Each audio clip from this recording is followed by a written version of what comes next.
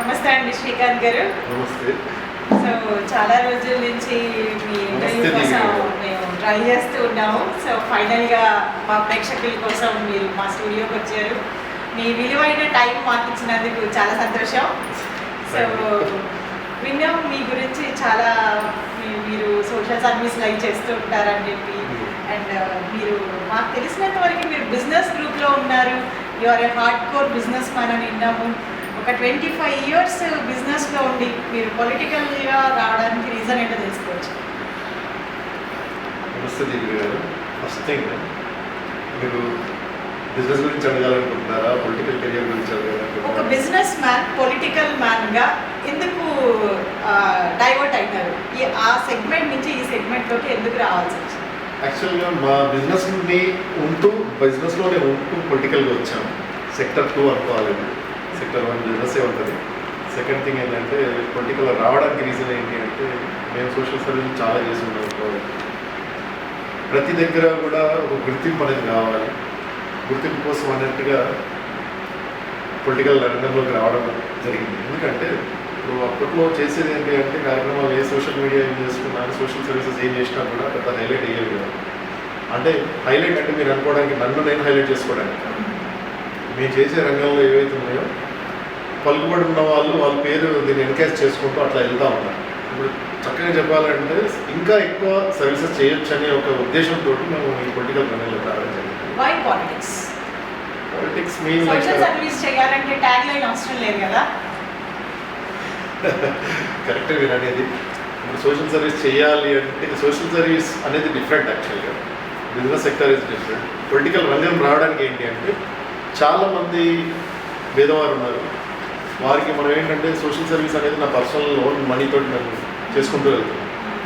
So ఇప్పుడు political రంగంలోకి వస్తే ఏంటి అంటే, వాళ్ళు ఎన్నో స్కీమ్స్ తోటి ఎన్నో రాజకీయ పార్టీలన్నీ కూడా ముందుకు వస్తూ ఉన్నాయి. ఇప్పుడు కాంగ్రెస్ పార్టీ కానీ, నేను ఇప్పుడు కాంగ్రెస్ పార్టీలో ఉన్నాను కాబట్టి ఖచ్చితంగా కాంగ్రెస్ పార్టీ గురించి మాట్లాడుతున్నాను. ఇప్పుడు ఎన్నో అవకాశాలు ఉన్నాయి. అంటే పేదవారికి వాళ్ళకి కల్పించే ఒక ఎన్నో ఓల్డ్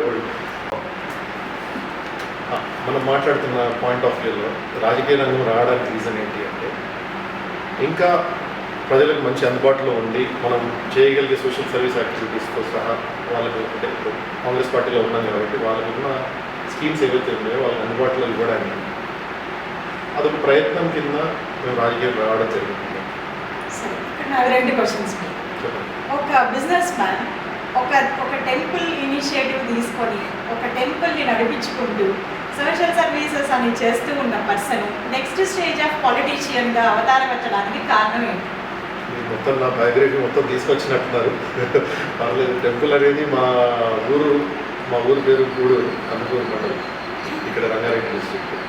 గుడి లేని గూడూరు అనే ఒక నినాదంతో నడిచేదన్నమాట. మాకు అప్పట్లో పాత టెంపుల్ ఉండే, మేము చిన్న ఉన్నప్పుడు హనుమాన్ గుడి అనేసి ఉంటుండే. అక్కడికి కూడా ఎవరు పోయేవాళ్ళు కాదు. సో ఇట్లా మా అన్న కూతురు పెళ్ళి అవుతూ ఉంటే మేము ఆ ఊరికి వెళ్ళడం జరిగింది. వెళ్ళినప్పుడు అప్పుడు వెనక చూస్తే అంత పాడుపడ్డట్టు ఒక గుడి కనిపించింది. అది వెంకటేశ్వర స్వామి గుడి అంట. దగ్గర 10 సంవత్సరాల క్రితం స్టార్ట్ చేసి ఆపేసాను. సో అది ఎందుకు భగవంతుడు లీలనే అనుకుందో. నేను అక్కడ పోవడం ఏంటో, అక్కడ రామపాము పోతూ ఉండే. సో అది చూసిన తర్వాత నేను వైబ్రేట్ అయిపోయి మళ్ళీ బయటికి వచ్చి మళ్ళీ వీడియో తీసుకొని మళ్ళీ వెళ్తా ఉన్నాను. రివర్స్ 2 times నేను అట్లాగే చేసాను. 2 times నాకు వీడియోలో అది వచ్చింది. అనుకున్నాను ఖచ్చితంగా మనం ఎన్నో చేస్తూ ఉంటాం. మన ఊర్లో మన గుడి కట్టుకోవడం తప్పేది అన్నట్టుగా గుడి కట్టామండి. దానికి బిజినెస్కి ఎట్లాంటి సంబంధం లేదు. భగవంతుడు మా ఊరు వచ్చేదంటే తెచ్చుకున్నాం అంతే. దానికి అక్కడి నుంచి తీసుకుంటే మీరు బిజినెస్ అన్నారు, బిజినెస్ పారామీటర్స్ కంటిన్యూ అవుతూనే ఉంది. మల్టిపుల్ స్మాల్ స్కేల్ ఇండస్ట్రీలే ఉన్నాయి. బిగ్ బిజినెస్ నాకు ఏం కాదు. ఉన్నంత వరకు మేము బాగానే ఉన్నాం తీసుకుంటాం. సో రాజకీయ రంగం వాటికి వస్తే, రాజకీయ రంగం ఏంటి అంటే, నేను ఏదో ఆశపడి రాలేదు. మా ఫోర్ ఫాదర్స్, అంటే మీరు మా grand father concept point of వ్యూలో తీసుకుంటాం. మా తాతగారు ఫస్ట్ సర్పంచ్, ఊరికి ఫస్ట్ సర్పంచ్ అన్నమాట. సో ఈ యొక్క ఆయన ఆ మోడ్లో ఉన్నప్పుడు ఎన్నో సేవలు చేసిండు. ఎంతోమందికి భూములు లేని వాళ్ళకి భూములు అందటట్టు అట్లాంటి చాలా వరకు చేసి ఉన్నారు. సో ఆయన దారిలో మనం ఎందుకు వెళ్ళొద్దు అని మా ఫ్యామిలీ బ్యాక్గ్రౌండ్ తీసుకుంటే అందరూ జాబ్ మోడ్ వాళ్ళే. సో ఎట్లా మనం బిజినెస్ రంగంలో ఉన్నాం, సేవ చేసుకుందాం, రాజకీయంలో ఉండాలి, కొంతమంది ప్రజలు పెద్ద మనుషులందరూ కూడా నీలాంటి మనుషులు రాజకీయంలో ఉంటే ప్రజలకు అందుబాటులో ఉంటుంది అన్నట్టుగా అందరి సలహాల మేరకు నేను రాజకీయాలకు రావడం జరిగింది. రెండోది రాగానే ఇక్కడ ఏం మెరికల్స్ జరిగిపోలేదండి. యథావిధిగా మనం ఎట్లయితే సోషల్ సర్వీస్ చేస్తున్నామో అట్లాగే చేసుకుంటున్నాము. చేసుకునే దాంట్లో ఏంటంటే కొంచెం పలుకుబడి ఎక్కువ ఉంది కాబట్టి ఒక గ్రామంతో ఆగకుండా కొన్ని గ్రామాలకు విస్తరణతో చేసుకుంటే. సరే, ఇందాక మీరు ఒక పాయింట్ మెన్షన్ చేశారు, మేము కాంగ్రెస్ పార్టీలో ఉన్నామని. మాకు ఒక చిన్న ఇన్ఫర్మేషన్ ఉంది. మీరు అది వరకు మీ కెరియర్ స్టార్ట్ చేసింది టీఆర్ఎస్గా మారిన భారత రాష్ట్ర సమితి బీఆర్ఎస్లో ఉండి అక్కడ కొన్ని పదవులు తీసుకోవడం జరిగింది. అక్కడి నుంచి మళ్ళీ కాంగ్రెస్లోకి రావడం జరిగింది అని ఒక మీరైన ఎలిగేషన్ అనుకుంటారు. We don't know how do you take it up on this. So వాస్తవానికి చెప్పాలంటే నేను బీఆర్ఎస్ పార్టీ, టీఆర్ఎస్ నుంచి బీఆర్ఎస్ పార్టీ దాంట్లో చేరడం జరిగింది. ఫస్ట్ మా అమ్మ సబితమ్మ, ఆమె ఎక్కడున్నా కూడా మా అమ్మ అనే అంటాం మేము. సో ఆమెకు ఎట్లాంటి మేము నెగిటివ్ కాదు. ఆమెను చూసుకొని ఆమెతో మాట్లాడిన తర్వాత ఆమెను ఇలాంటి మనుషులు రాజకీయ రంగంలో ఉండాలి రెడ్డి అని చెప్తే సో సంతోషంగా ఒక ప్రసాదం లెక్క మేము ఆ వర్డ్ని తీసుకొని ఈ యొక్క పొలిటికల్ రంగంలోకి రావడం జరిగింది.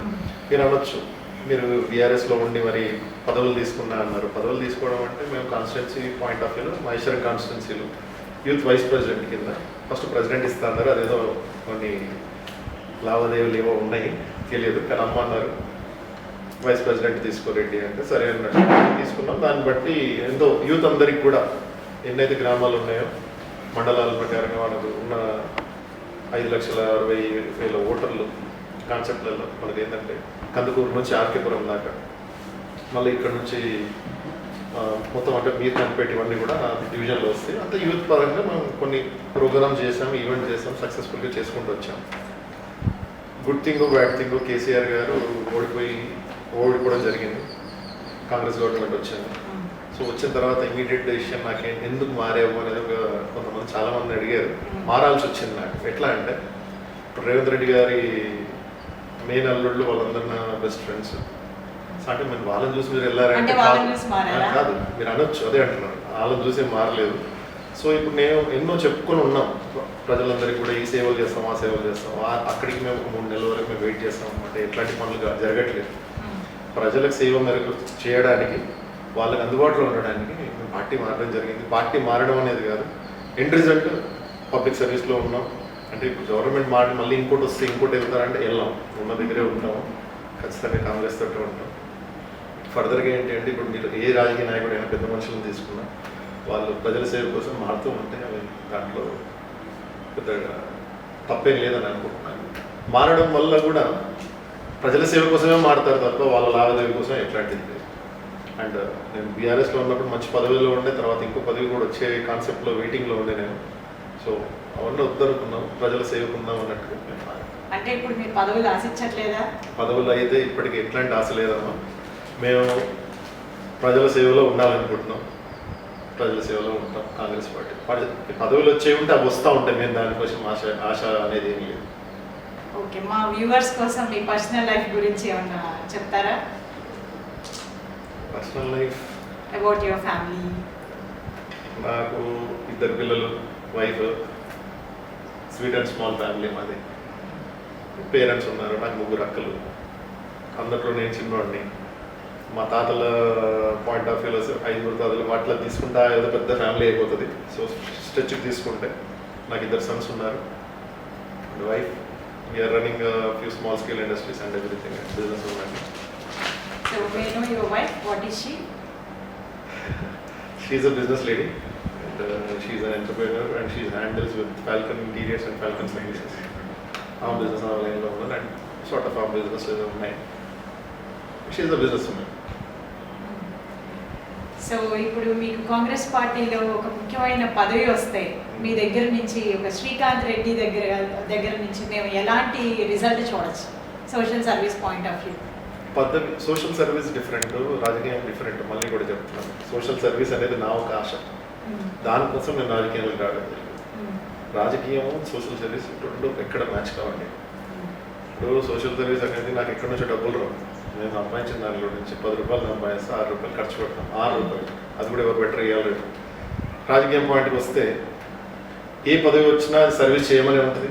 పెద్దలు అధిష్టానం ఏం చెప్తే అది ప్రకారంగా మేము నడుచుకుంటూ వెళ్ళాలంతే. అది సో దీనికి దానికి ఎట్లాంటి సంబంధం లేదు. ఉన్న రాజకీయంలో ఉన్నామంటే సోషల్ సర్వీస్లో ఉంటాం మేము. ఇందులో లేకున్నా సోషల్ సర్వీస్ అనేది బై డిఫాల్ట్ మాకు లైఫ్ టైం. సో ఇప్పుడు మీరు విలేజ్ నుంచి రిప్రజెంట్ చేస్తున్నారని తెలిసింది. If you will be given opportunity, ఎలాంటి డెవలప్మెంట్స్ మీ దగ్గర నుంచి ఎక్స్పెక్ట్ చేయొచ్చు? ఎట్లాంటి ఆపర్చునిటీ అంటారు? ఏదైనా ఆపర్చునిటీ, ఒక విలేజ్ ని డెవలప్ చేయడానికో, ఒక మండల్ని డెవలప్ చేయడానికో, వాస్తవానికి చెప్పాలంటే అనుకుందాం. వాస్తవాలకు చెప్పాలంటే విలేజ్ పాయింట్లో నా మైండ్ లేదండి. మేము ఆల్మోస్ట్ ఒక కాన్స్టిట్యున్సీ లెవెల్లో నేను ఆలోచనలు ఉన్నాయి. ఒక చిన్న గ్రామం కోసమే మా ఒక ఆలోచనలు అక్కడ చంపుకోలేదు. ప్రతి ఒక్కరు లీడర్లే. మా కాంగ్రెస్ పార్టీ అంటేనే ప్రతి ఒక్కరు లీడర్లు, ప్రతి ఒక్కరికి ఒక టాలెంట్ ఉంది. సో నా ఉన్న స్ట్రెచ్కి ఆల్రెడీ నేను కాన్స్టిట్యున్సీలో చేసిన కాబట్టి ఖచ్చితంగా నేను ఇంక పైదే ఆలోచిస్తాను. అంటే మీరు పదవులు ఆశిస్తున్నారు? లేదు, సేవ చేసుకోవడానికి. ఇప్పుడు ఒక్క ఊరు అన్నారు మీరు, ఒక ఊరు పాయింట్ ఆఫ్ వ్యూలో తీసుకుంటే సేవ పదవి రెండు ఒకటి కాదు. మీరు అనేది పదవులు అన్నారు. పదవులు ఉన్నా లేకున్నా మా విలేజ్ డెవలప్ చేసుకునే బాధ్యత బై డిఫాల్ట్ మాదండి. First point. ఎందుకంటే మా తాతగారు పాయింట్ ఆఫ్ వ్యూలో చెప్పిన కాన్సెప్ట్లో ఆయన ఫస్ట్ సర్పంచ్ ఉన్నారు. ఆయన ఎట్లెట్లా సెట్ చేసుకుంటూ వచ్చారో ఇప్పటివరకు కూడా ఊరు సిస్టంలోనే ఉంది. ఇంకా సిస్టమేటిక్గా తీసుకురావడానికి నేను పదవులు ఉన్నా లేకున్నా మేము చేస్తాం. నాకు ఏదైనా పదవి వస్తే మాత్రం ఓన్లీ గ్రామం లెవెల్లో అవసరం లేదు అని స్పష్టంగా చేస్తున్నాను. రెండో పాయింట్ ఏంటంటే ఒకవేళ గ్రామం వరకు ఇచ్చినా కూడా నేను తీసుకున్నాను.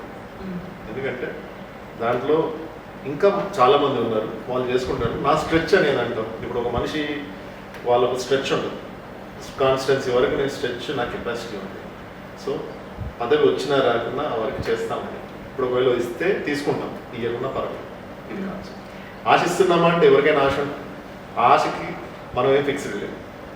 వచ్చినా పర్వాలేదు, రాకుండా పర్వాలేదు, పని చేసి ఇది. సరే, మీరు కాంగ్రెస్ పార్టీ గురించి అన్నారు కాబట్టి ఆ పాయింట్కి వద్దాం. ఇప్పుడు కాంగ్రెస్ పార్టీ ఏదైతే హామీలు ఇచ్చి 6 పథకాలని చెప్పి మనం గవర్నమెంట్లోకి రావడం జరిగింది, ఇవాళ బయట జనాల్లో చాలా వ్యతిరేకత కూడా ఉంది. సో అనుకున్నవి అందరికీ రావట్లేదు.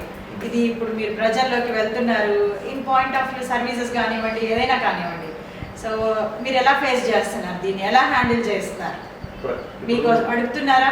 సంక్షేమాలు పథకాలు అనేది ఏవైతే ఉన్నాయో, కరెంటు బిల్లను, ఉచిత కరెంటు బిల్లను వస్తుందని రేషన్ కార్డు ఉన్న వారు ప్రతి ఒక్కరికి వస్తుంది. రావట్లేదు అంటే బీఆర్ఎస్ హల్చల్ అంటారు. వాళ్ళు చేసే సోషల్ మీడియా వాళ్ళు స్ట్రాంగ్ ఉన్నామన్నట్టుగా ఇష్టం వచ్చినట్టు కూతలకు వస్తాయి కదండి. పక్కగా మీరు వెళ్ళి కావాలంటే సర్వే చేయండి. ఒక గ్రామం పట్టుకోండి, అందులో ఎంతమంది కరెంటు బిల్లులు మాఫ్ అవుతున్నాయి. రెండో పాయింట్ అంటే మీరు గ్రామాల లెవెల్లోనే మాట్లాడతారా? సిటీలో కూడా ఉంది. అంటే మీరు గ్రామాల గురించి మనం మాట్లాడుతున్నాం కాబట్టి మా కాన్స్టిట్యున్సీ మొత్తం గ్రామాల చుట్టూ వస్తుంది కాబట్టి కొంతవరకు మాకు హైదరాబాద్ ఉంది, ఆర్కేపురం వరకు. సో ఇది తీసేసుకుంటే మీరు మేజర్గా మాకు గ్రామాలు మా కాన్స్టిట్యున్సీ పాయింట్లో ఉంటాయి. సో మా అనే దానికంటే ఓన్లీ మా కాన్స్టిట్యున్సీ గురించే మాట్లాడుతున్నాను. మొత్తం రాష్ట్ర ప్రకారంగా అన్ని గ్రామాలలో ఉచిత కరెంటు నడుస్తుంది, పథకాలు వస్తున్నాయి, దాన్ని ఇంప్లిమెంట్ చేసుకుంటున్నారు. వచ్చినప్పుడు ఎవరు వచ్చిందని చెప్తారండి, రానప్పుడే హల్చల్ చేస్తారు. వచ్చిన దాని గురించి 100% వస్తున్నాయి. రాకుండానే 100% వస్తున్నాయి, వస్తున్నాయి, తీసుకుంటున్నారు. బీఆర్ఎస్ లాంటి కొన్ని, బీజేపీ లాంటి కొన్ని పార్టీలు పొసగులకు ఏదో వీడియోలు ఏమైనా అయిపోదు. ప్రజలకు తెలుసు మా పార్టీ ఎట్లాగైతే సర్వీస్ చేస్తుందనేది. రెండో పాయింట్ ఉచిత మహిళలకు ఉచిత బస్సు సౌకర్యాలు ఇచ్చినాం. దాని పాయింట్లో కూడా చాలా ఫస్ట్లో కొద్దిగా ఇబ్బందులు పడ్డారు ప్రజలు. ఇప్పుడు బస్సెస్ ఫెసిలిటీస్ కూడా కొన్ని పెంచడం జరిగింది డివిజన్స్ వైజ్. అప్పట్లో కొన్ని రూట్లలో గంటకు ఒక బస్సు ఉన్నదాన్ని కూడా అరగంటకు ఒక బస్సు అట్లాంటివి కూడా ఇంప్లిమెంట్ చేయడం జరిగింది. అది కూడా మీరు చెక్ చేసుకోవచ్చు. ఫెసిలిటీస్ ఉన్నాయి, ఇంకా కొన్ని సంక్షేమాలు ఉన్నాయి, పథకాలు ఉన్నాయి. అవి మనకు ఉన్న రాష్ట్రం రేవంత్ రెడ్డి గారు ఎప్పుడైతే పొజిషన్ తీసుకున్నారో అప్పుడు చూస్తే మంచి మూటతోటి వచ్చిందిరా తెలంగాణ అనుకున్నాం. అంతా మంచిగా చేయొచ్చు అనుకున్నాం. అన్నీ గోతులు తీసి ఉన్నారు బీఆర్ఎస్. అంటే మీరు అనొచ్చు, మీరు బీఆర్ఎస్ నుంచి వచ్చి మరి బీఆర్ఎస్ అట్లా మాట్లాడుతున్నారంటే తెలియలేదు అప్పుడు మాకు. దొంగల చుట్టూ మేము ఉన్నాం. ఇప్పుడు అంటే ఇప్పుడు బీఆర్ఎస్ అంతా దొంగలంటారా మీరు? అంతే కదమ్మా. అన్ని లక్షల కోట్లు అప్పులు కాల్ చేసి మాకు అందరికి ఇచ్చారంటే మాకు వద్దనుకుంటున్నాం. మరి ఆ రోజు అప్పుడు తీసుకున్నారంటే నేను ఒక్కడిని కాదు కదా, ప్రజలందరూ తీసుకున్నారు. మాకేం లేదమ్మా, మాకున్న ఒకటే ఎకరం నా పేరు. సో ఇప్పుడు పాయింట్ ఆఫ్ వ్యూలో తీసుకుంటే సంక్షేమాలు ఏవైతే ఉన్నాయో అవి యథావిధిగా ఎట్లయితే అనుకున్నామో అవన్నీ కంపల్సరీ ప్రతి ఇంటికి చేరుతాయి. సిలిండర్లు కానీ గ్యాస్ సిలిండర్లు కానీ అంటే పెన్షన్లు రావటం లేదు, కళ్యాణ లక్ష్మి పథకాలు రావటం లేదు, వాటినన్నింటినీ విడో పెన్షన్స్ రావటం లేదని వాస్తవం ఇవన్నీ ఎందుకు రావట్లేదు అంటే రావట్లేదని మీరు ఒప్పుకుంటున్నారా? ఇప్పటి వరకు అయితే ఇంప్లిమెంట్ కాలేదు. వాస్తవం ఇంప్లిమెంట్ కాలేదు ప్రాసెస్లోకి రాలేదు. పాత పెన్షన్లు ఏవైతే ఉన్నాయో అంతవరకు వస్తున్నాయి, కొంతవరకే వస్తున్నాయి. అవన్నీ కూడా రెక్టిఫై చేసుకుంటున్నారు. సిస్టమ్ సెట్ చేసుకోవడానికి చాలా టైం పడుతుంది. ఎందుకంటే వాళ్ళంతా దున్నిపాడేసినారు. బీజేపీ బీఆర్ఎస్ గవర్నమెంట్ కానీ బీజేపీ ఇద్దరు కూటమిలో నడుస్తుంది అది. సో దోచుకునే వరకు దోచుకున్నారు, దొంగలు దోచుకున్నారు కాబట్టి ఇప్పుడు అన్ని సెట్ చేసుకుంటూ రావడానికి కొంత టైం పడుతుంది. ఖచ్చితంగా రానున్న 3-4 నెలల్లో అన్ని రెక్టిఫై అయ్యే ఛాన్సెస్ ఉన్నాయి. మీ పైన ఒక పర్సనల్ ఎలిగేషన్ ఉంది, సో అడగచ్చా? నా పైన చెప్పండి. సో పేరెంట్స్ని మిస్హ్యాండిల్ చేసే పర్సన్ కాన్స్టిట్యుయెన్సీకి ఏమి సర్వీస్ చేయగలుగుతాడు? సో పేరెంట్స్ని మిస్హ్యాండిల్ అంటే అర్థం కాలేదు. సో అది బయట ఉన్న టాక్. సో మమ్మల్ని చాలా మంది ఇది పాయింట్ అడగండి వారిని అని మాకు రావడం జరిగింది. ఇప్పుడు ప్రేక్షకులు అందరికీ మీడియా పరంగా మీరు చెప్తే పేరెంట్స్ పాయింట్ ఆఫ్ వ్యూలో ఏంటంటే ఇప్పుడు అంటారు చూడండి, ఏం లేని వాళ్ళకు రిలేషన్షిప్స్ ఉంటాయి. ఇప్పుడు మా పేరెంట్స్కి ల్యాండ్స్ ఉన్నాయి, ఓకే, వాళ్ళ వరకు నేను ఇట్లాంటి రంగంలోకి రావడం వాళ్ళకి ఇష్టం లేదు, సోషల్ సర్వీస్ చేయడం ఇష్టం లేదు. నేను 10 రూపాయలు సంపాదించి 6 రూపాయలు ఖర్చు పెడతాను, ఇంతకుముందు కూడా చెప్తున్నా, ఇప్పుడు కూడా చెప్తున్నా, అది చేస్తున్నది వాళ్ళకి నచ్చట్లేదు. సో ఈ ఒక కాన్సెప్ట్లో ఏమన్నారంటే నీవు సంపాదించిందంతా నువ్వు ఎగేస్తున్నావు అట్లా ఇట్లా అంటే మాకు చిన్న గ్యాప్స్ ఉన్నాయి అంతే. పర్సనల్ థాట్ కానీ అయినా పర్లేదు, కానీ పేరెంట్స్ నేనేం చూడకుండా లేదండి. వాళ్ళు హ్యాపీగా వేరే అపార్ట్మెంట్స్లో ఉంటున్నారు, కలిసి ఉండట్లేదు అంతే. ఇప్పుడు ఈ పాయింట్ తీసుకుంటే 100 మంది తీసుకుంటే 90 మందికి ఉండే ఇక్కడ ఫ్యామిలీ ఇష్యూస్ ఉంటాయి. మాకు అట్లాంటి ఇబ్బందులు ఏం లేవు. ఎట్ లాస్ట్ ఫాదర్ కాబట్టి ఆయన రోల్, ఆయన రెస్పాన్సిబిలిటీస్ ఏమున్నాయో ఆయన ఏమున్నాయో అది టేక్ కేర్ చేస్తూనే ఉన్నాం. మా వరకు మేము చేయగలిగింది మేము చేస్తూనే ఉన్నాం, ఆయనకు కూడా తెలుసు. సో ఖచ్చితంగా నా లైఫ్కి ఆయనే హీరో అవుతాడు. ఎవరైనా వాళ్ళ ఫాదర్ వాళ్ళకి హీరో ఉంటారు కాబట్టి ఆయన కన్నా కూడా పెద్ద హీరో మా తాతగారు. నేను ఆయనని ఎక్కువ కన్సిడరేషన్ తీసుకుంటాను. సో మా అనుకునే వాళ్ళు అనుకుంటా ఉంటారు. నా వరకు నాదేమైనా తప్పు ఉంటే దేవుడు చూసుకుంటాడు. సో మీరు యూత్ ప్రెసిడెంట్గా చేస్తున్నారు. సో మీరు యూత్కి ఇచ్చే మెసేజ్ ఏంటి?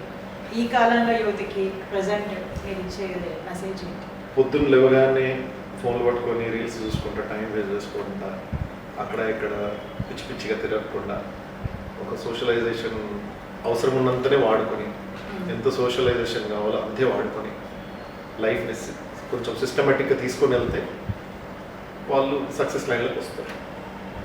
వాళ్ళు ఎప్పుడైనా సరే, ఎవరైనా సరే, నేనైనా సరే, మీరైనా సరే, ఇప్పుడున్న యూత్ ఎవరైనా సరే, వాళ్ళ పేరెంట్స్ కన్నా వాళ్ళకు 100 రెట్లు ఎక్కువ సంపాదించే కెపాసిటీ ఉన్నవాడు కరెక్ట్ పర్సన్. దానికన్నా డబ్బు, పేరు, ప్రతిష్ట, అన్ని విధాలుగా బాధ్యతలు ఇట్లాంటివన్నీ కూడా 100 రెట్లు పెంచుకోవాలి. అప్పుడే వాళ్ళు సక్సెస్ఫుల్ ఉంటారు. యూత్ ఈరోజు ర్యాష్ డ్రైవింగ్స్ కానీ, గాంజా అని ఇట్లాంటి చెడు అలవాట్లకు చాలా పోతూ ఉన్నారు కొన్ని ప్రాంతాలలో. వాళ్ళందరికీ కూడా ఏమంటారంటే దాంతో వచ్చే లాభాలు ఏం లేవు, అన్ని నష్టాలు. యూత్ అయితే కాన్సెప్ట్ ఏంటంటే కొంచెం వాళ్ళ ఫోకస్ సక్సెస్ ముందుకు ఎట్లా వెళ్ళాలి, మనం ఎట్లా సంపాదించుకోవాలి, వాళ్ళ ఫ్యూచర్ గురించి వాళ్ళు ఆలోచించుకుంటే బాగుంటుందని నా ఒక సందేశం వాళ్ళకి. యాజ్ అ బిజినెస్ మ్యాన్గా ఒక బిజినెస్ సక్సెస్ అవడానికి మీ నెక్స్ట్ జనరేషన్ కొత్తగా బిజినెస్ చేద్దాము అని వచ్చే వాళ్ళకి మీరు ఇచ్చే మార్గదర్శకాలు? ఎప్పుడు వచ్చినా బిజినెస్ లైన్లో రావాలి అంటే ఇప్పుడు జనరల్గా మన ఫ్యామిలీస్ ఎలా ఉంటారు, చదువుకోవాలి, ఇమీడియట్లీ ఒక జాబ్ కొట్టాలి, ఇంత సాలరీ, హ్యాపీ లైఫ్, ఇలా ఉంటుంది జనరేషన్స్ పేరెంట్స్ దింకి.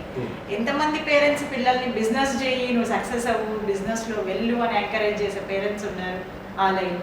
సో ఈ రకంగా ముందరైతే మీరు ఇచ్చే గైడెన్స్ ఏంటి, మీరు ఎలాంటి సలహాలు ఇస్తారు? ఫస్ట్ డైరెక్ట్ బిజినెస్ అనేది ఎవరు చేయొద్దు, నా ఒక పర్సనల్ సజెషన్ అది. అంటే ఇప్పుడు ఒకవేళ మీ ఫ్యామిలీ బిజినెస్లో ఉంటే బిజినెస్ చేసుకుంటే ఉంటే ఆ లైన్ నడుస్తాం. మీ ఫాదర్ పేరెంట్స్, నా ఫాదర్ కూడా గవర్నమెంట్ ఎంప్లాయీ, మేము కూడా జాబులు చేసుకుంటూ మేము బిజినెస్లోకి వచ్చాం. ఎవరైనా సరే బిజినెస్ చేద్దాం, డైరెక్ట్గా బిజినెస్ చేద్దాం అనేది కాన్సెప్ట్ ఉంటే వాళ్ళకు పక్కా ఒక గోల్ ఉండి ఆ గోల్ కోసమే వాళ్ళు ప్రయోగాలు చేసుకుంటూ సక్సెస్ పెట్టుకుంటూ పోతే వాళ్ళ వాళ్ళకి రావచ్చు. ఇప్పుడు 10 మంది రేషియో తీసుకుంటే 10 మంది రేషియోలో 9 మంది జాబ్ చేయడానికి ఇష్టపడతారు. ఎందుకంటే సేఫ్టీ సెక్యూరిటీ అనేది ఉంటుంది వాళ్ళకి.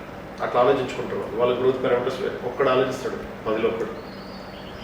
వాడు బిజినెస్ లైన్లోకి వెళ్తే ఇవి మాకు అచీవ్ చేయొచ్చు అనేది ఒక కాన్సెప్ట్ ఉంటుంది కదా. ఆ పట్టుదల ఉన్న వాళ్ళు మట్టుకే బిజినెస్లోకి రావాలని ప్రతి ఒక్కరికి బిజినెస్ సెట్ కాదు. బిజినెస్ అంటే 10 మందిని ఉద్యోగాలు ఇచ్చే కెపాసిటీ ఉన్నప్పుడే వాళ్ళ ఆ థాట్తో ఉన్న వాళ్ళు అయితేనే రావాలని నేను. ఏదో బిజినెస్ ఒక 2 రూపాయలు సంపాదించవచ్చు 2 రోజులలో అనే కాన్సెప్ట్ అయితే తప్పది. ఏ బిజినెస్ పెట్టినా కూడా ఈరోజు పెట్టినాం అనుకోండి, ఈరోజు పెట్టినామంటే కరెక్ట్ సంవత్సరం వరకు మీరు ఒక లావాదేవీలు అబ్జర్వ్ చేయాలి. ఫస్ట్ థింగ్ స్ట్రాటజీ ఉండాలి, గోల్ ఉండాలి. మూడవ పాయింట్కి వచ్చేసరికి ఒక టీమ్ స్పిరిట్ ఉండాలి. అంటే ఇప్పుడు ఒక 2-3 ఎంప్లాయీలు పెట్టుకొని చేసుకుంటా ఉంటారు కదా, టీం వర్క్ అనేది చేయాలి. పార్ట్నర్షిప్లల్లో 4 ఫ్రెండ్స్ కలిపి ఒక 10 లక్షలు పెట్టి చేసే దందాలు అయితే చేయొద్దని చెప్తాను కొత్త వాళ్ళకైతే. ఎందుకంటే ఖచ్చితంగా అందులో 10 మంది ఇప్పుడు 3 కలిసి పెట్టారనుకోండి, పని చేసేటోడు ఒక్కడే, 2 కూర్చొని తింటారు, ఆటోమేటిక్గా ఫెయిల్ అవుతుంది. అందరూ అంటారు బిజినెస్ పెట్టి ఫెయిల్ అయ్యారు. సో ఇది సజెషన్ కాదు, పెట్టేదంటే ఒకళ్ళే పెట్టుకోవాలి. ఒకళ్ళతో పారామీటర్స్ చేసుకుంటూ వెళ్తే బాగుంటుంది. ఇట్లా మాట్లాడుకుంటూ ఉంటే ఇది పెద్ద లైన్, ఇది పెద్ద సబ్జెక్ట్, ఇది మీకు ఒక షార్ట్ వీడియోలో కవర్ చేయలేము. థ్యాంక్ యూ అండి. సో మీ వాల్యుబుల్ టైము, మీ సజెషన్స్ మా వాళ్ళందరికీ చెప్పినందుకు థ్యాంక్ యూ.